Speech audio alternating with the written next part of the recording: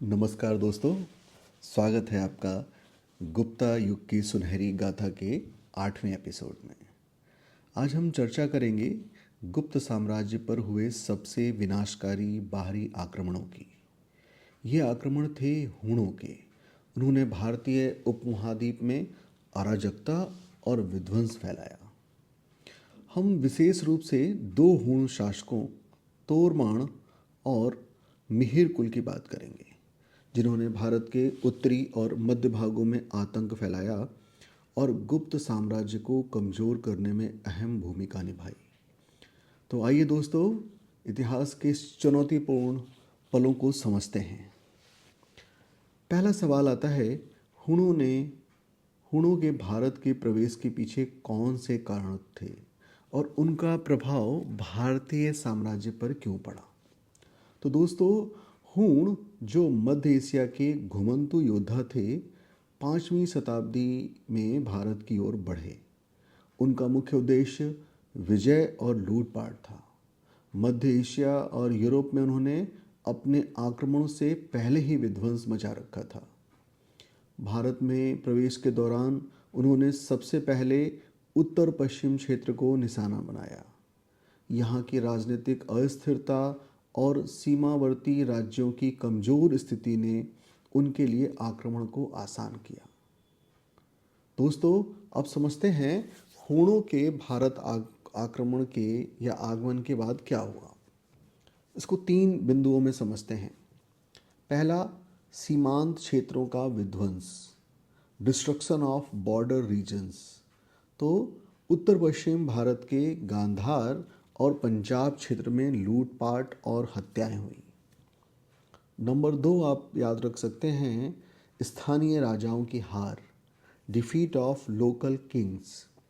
तो कई छोटे छोटे राज्यों ने उनके सामने आत्मसमर्पण किया, जबकि कुछ ने हार मान ली।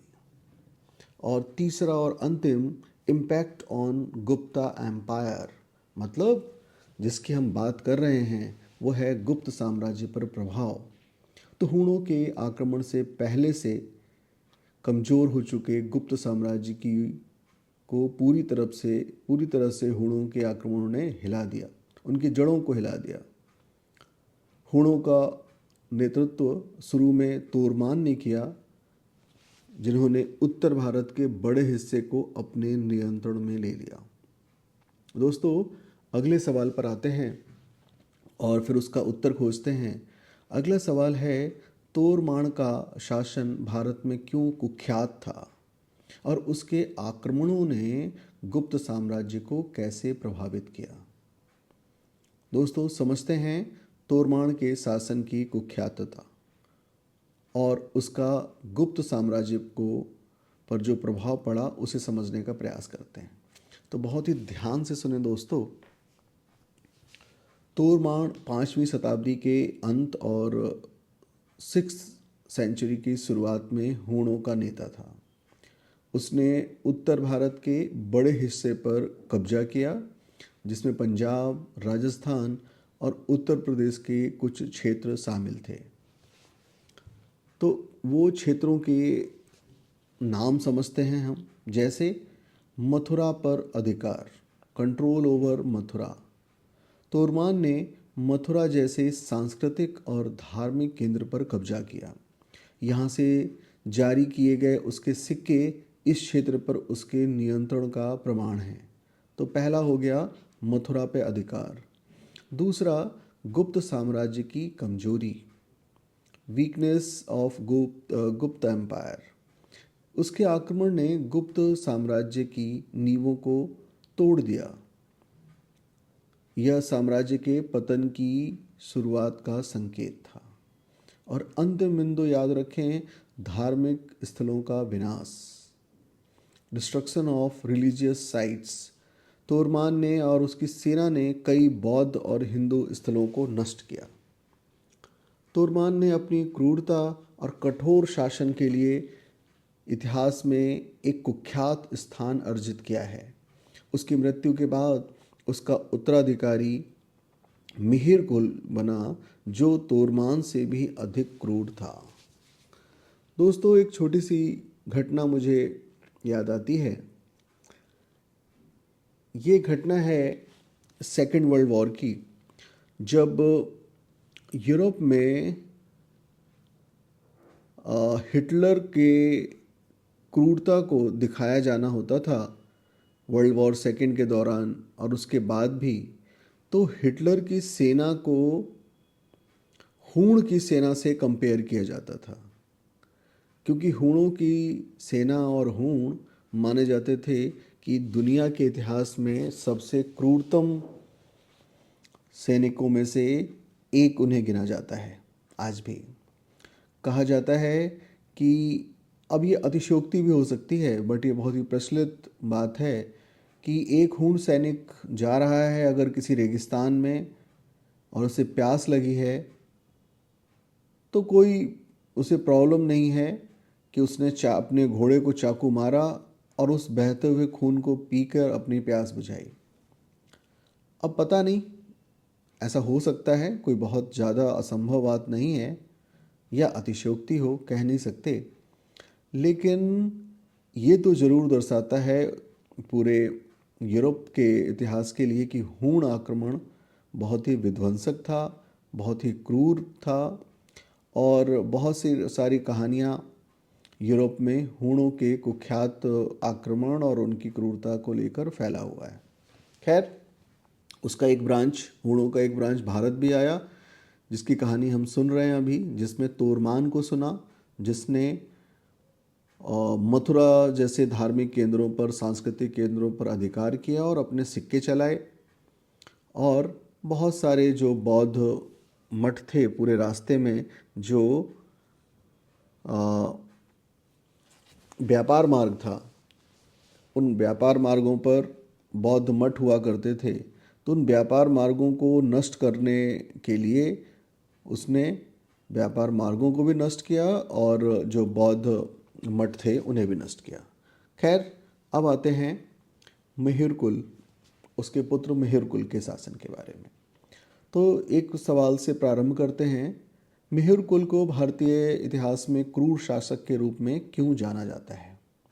तो दोस्तों, मिहिरकुल हूणों का सबसे कुख्यात शासक था। उसने भारत को उत्तरी और मध्य क्षेत्र में अपने शासनकाल के दौरान अराजकता और हिंसा फैलाई।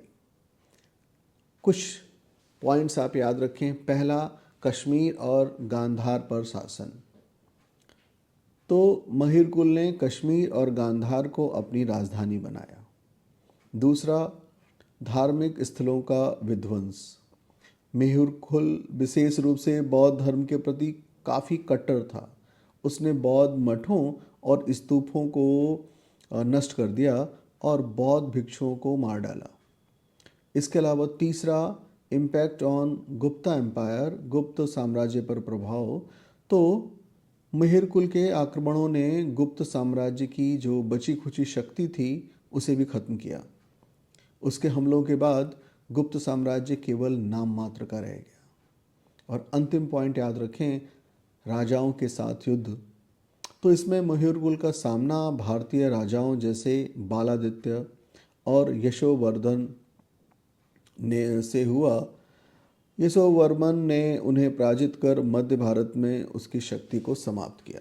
तो याद रखना है, बालादित्य और यशोधर्मन, यशोवर्धन नहीं, यशोधर्मन। अगले सवाल पर आते हैं दोस्तों। हूणों के आक्रमण ने गुप्त साम्राज्य के पतन में क्या भूमिका निभाई? तो हूणों के आक्रमण गुप्त साम्राज्य के पतन के मुख्य कारणों में से एक थे। उनके हमलों से के प्रभाव को हम ऐसे समझ सकते हैं। पहला, आर्थिक हानि। हूणों की लूटपाट और विध्वंस ने गुप्त साम्राज्य की अर्थव्यवस्था को पूरी तरह प्रभावित किया। दूसरा, राजनीतिक विखंडन। गुप्त साम्राज्य कमज़ोर होकर छोटे छोटे राज्यों में बंट गया।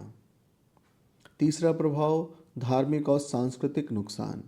बौद्ध धर्म पर भारी प्रभाव पड़ा और कई सांस्कृतिक धरोहरें नष्ट की गईं। सैन्य कमजोरी की बात करें तो गुप्त साम्राज्य की सेना हूणों को प्रभावी ढंग से सामना करने में असमर्थ थी।